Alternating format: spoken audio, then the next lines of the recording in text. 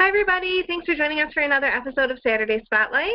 This week, we have the ever so wonderful Dana Fraedrich with us. Dana, how are you? I'm so good. Thank you so much for having me here. Yes. So I'm super excited. This is the first episode we've had where I've actually met you in person before I've had you on the show. So that's super exciting. It's amazing. I feel so special. Thank you. Yeah.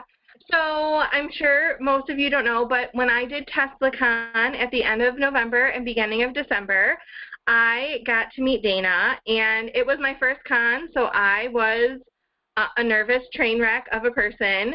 And Dana is a seasoned veteran, and she took me under her wing, and we had coffee, and it was wonderful, and then everything became a lot less scary, and I became a more functional human being. So thank you. Really, anytime. Yeah, cons there's just so much. People don't realize, like, it's just so many things. I for sure thought that it was just going to be like doing 3 vendor shows back to back. Mm-hmm. I was very wrong. Yeah. And Teslacon too. Oh, go ahead, sorry. No, go. I was going to say, Teslacon too is just like, it's such like a big con, and it's so immersive, and there's like a million things going on, and like, it's just so much to keep up with. Like, on top of just, doing your job.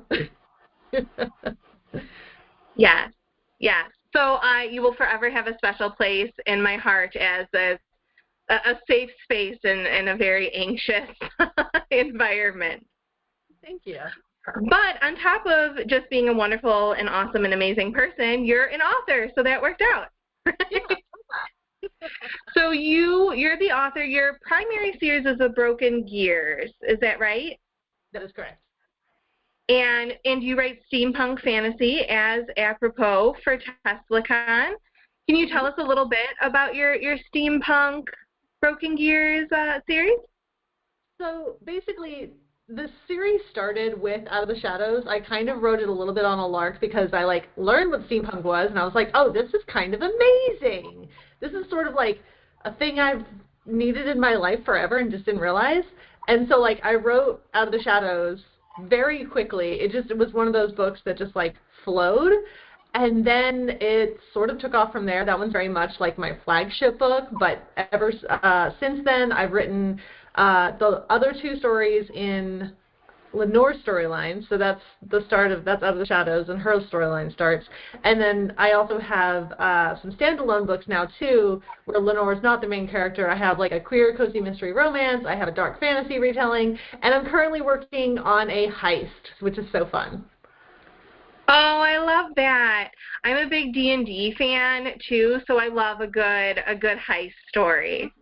Yes. Oh yeah. Like D&D is quite possibly the best game in the entire world. I agree. We play almost every week, and it's a good time. This round I'm a chaotic evil character, which is so. I mean, you've met me, right? Like that's so against my natural personality. Like I'm so like meticulous, like right, and so like just obsessed about everything being in the right place. And no, I get to be like reckless and awful, and it is great in all the best ways. Yes, I am totally a chaos gremlin, and it is my first time dabbling in that, and I thoroughly enjoy it. It's very freeing from my very like strict, rigid personality. Yeah, that is so fun. I like doing voices a lot. I DM for one group, and I used to play in another, which I hope it gets resurrected one day. But yeah, I find the voices very, very fun.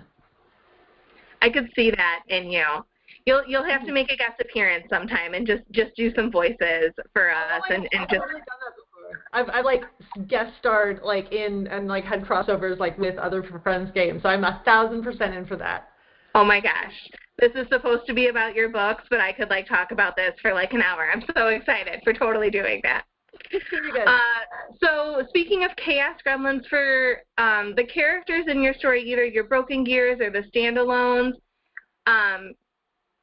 what are their personalities like? Are they more shy and timid? Are they more chaos gremlins? Do they kind of fall somewhere in the middle? I mean, and even the standalones are part of that universe. This is so fun because I get to have a lot of character crossover. For instance, Kalandra is a character who's the main character in Raven's Cry, but I think she's in like every other book too. Like she's my one who just like keeps coming up. But yeah, it kind of depends on the character. So of course they're all different and different personalities. Rook is very much a chaos gremlin. He's the main character in the book I'm currently writing, and he's kind of everyone's favorite.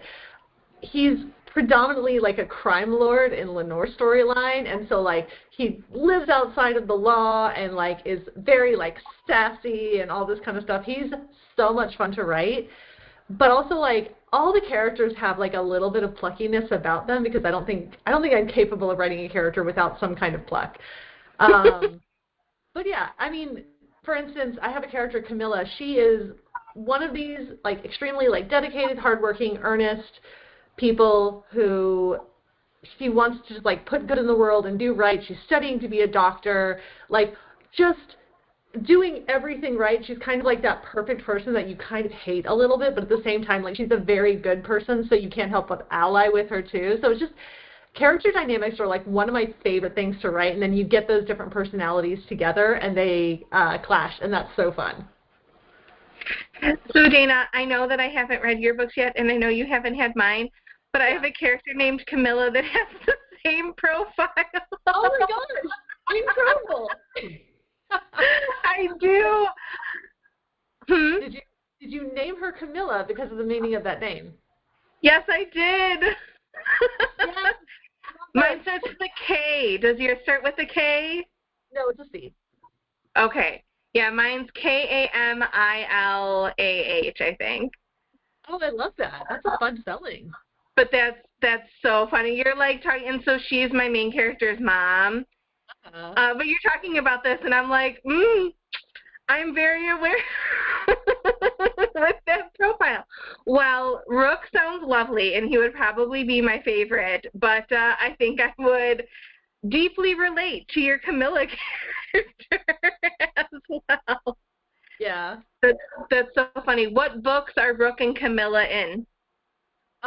So they're actually in basically all of them except for Raven's Cry. Raven's Cry is a prequel to The Whole World, so it kind of has a little bit of the most different characters. All the others kind of happen in like the same microcosm, so there's a lot more character crossover in the rest of them. But also Raven's Cry is a dark retelling of the Swan Lake story, so it's very interesting kind of in that because it spans hundreds of years. That's so cool.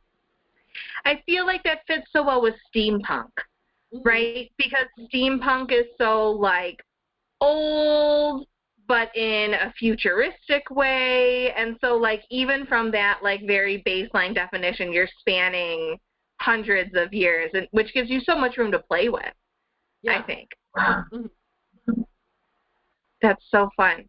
Do you have a favorite setting that you've done, or a setting that you're like, oh my gosh, I really kind of want to try this airship or this, element out? Funny enough, there is going to be an airship for the first time in the heist book I'm writing. So we're going to see kind of how that works in this world. Like, we've seen one from afar, but it's not the same as, like, being on it. Right. Besides that, so there's basically the way the world is, like there are city-states, and the southernmost one is this place called Boneport, and it's very like tropical. There's a mangrove forest in there, which random. I love a mangrove forest. It's just a really neat ecosystem. But yeah, it's like, and it has just a very different just culture and like way of doing everything than Springhaven, which is kind of the big city-state that we spend most of our time in. So I took a lot of inspiration from South America to build up Boneport, and also kind of just like Polynesia in general. Like they have big cooking pits set into the ground, for instance, and they do like a lot of like community cooking in that way. And that was very, very fun to world build. That sounds really cool. That also sounds like something that my family, like, in modern day would be into. Like, we love, like, just a big cookout that kind of gathers everybody, and, like, I don't know, food can kind of be like a love language and a community builder, Oh my gosh, absolutely.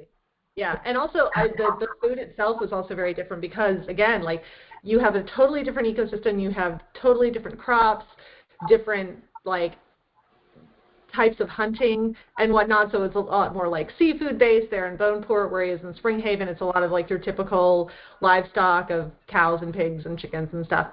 So yeah, so that's always really fun for me, and just like making kind of the environment, the culture, and everything vastly different.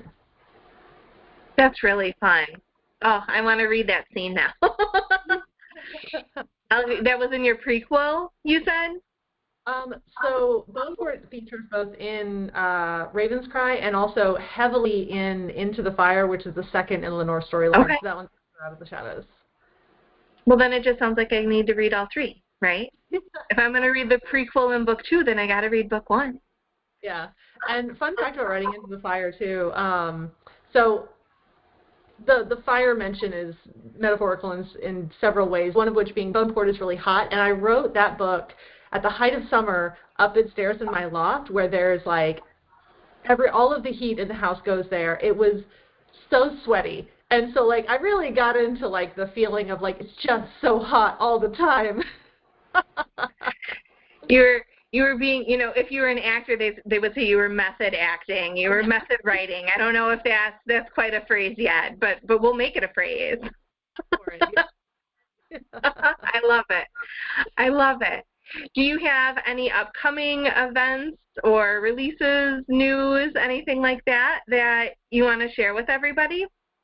So my con season is over for the year, but it restarts in February. So I'll be at Capricorn in Chicago for the first time ever, which is very exciting, on February 1st in the new year, and then a whole bunch of other places following that. So I'm going to be at Con Possible in Atlanta later on that month. I go to as many places as I can. I love cons. I love traveling. I love meeting people. So honestly, if anybody is ever curious, like, oh, hey, are you coming to wherever it is that I live? Like, you can always just drop me a line and be like, are you coming here? And I will let you know. Or, like, if I'm going to be nearby, yeah, I'm going to do this, like, it's an hour away or whatever. Yeah. That's so fun. The con in February in Chicago, that's not the Steampunk con, though, right? Right. That's Con Possible, which Con Possible has actually expanded. They're now kind of touting themselves as, like, a multi-genre convention. Ooh, fun. So I think that's pretty cool. It started off in Steampunk, but it's just sort of grown. That's cool. I think in my limited experience in the steampunk environment, but it was a very good one, so it's a lasting impression, even if it was only one time. They're very inclusive, and as a whole, it's very welcoming to other ideas. Like, you have your core airships or, fancy mechanisms, but that lends so well to fantasy or mythology or romance or history, right? Like, they're time travel, sci-fi, like, it's very all-encompassing in a way that a lot of other genres kind of like are their own thing, and they survive in like a little bubble. Yeah, I know what you mean. I feel like the possibilities of steampunk are vast. Just because, in a way it's a very specific genre, but also in a way it's a very loose genre. Like, you kind of have like basic parameters that you sort of stick to in order to like call yourself steampunk, and then the rest is kind of open for interpretation. Yeah, I feel like it's very transportable, and even like the being transportable is even a part of its like root. Yeah. It's so fun. Well, I can't wait to look at all the cons that you're doing, and hopefully we'll even overlap again. That would be cool. I go to Chicago pretty frequently, so it'd be cool to run into each other out that way. Yeah, absolutely. We can go get sushi or something, or like whatever. It'll be great. Yes, I love it. I love it. If people want to follow you, because they should want to follow you, because you're a wonderful human being in addition to being a wonderful author, where can they find you on the internet?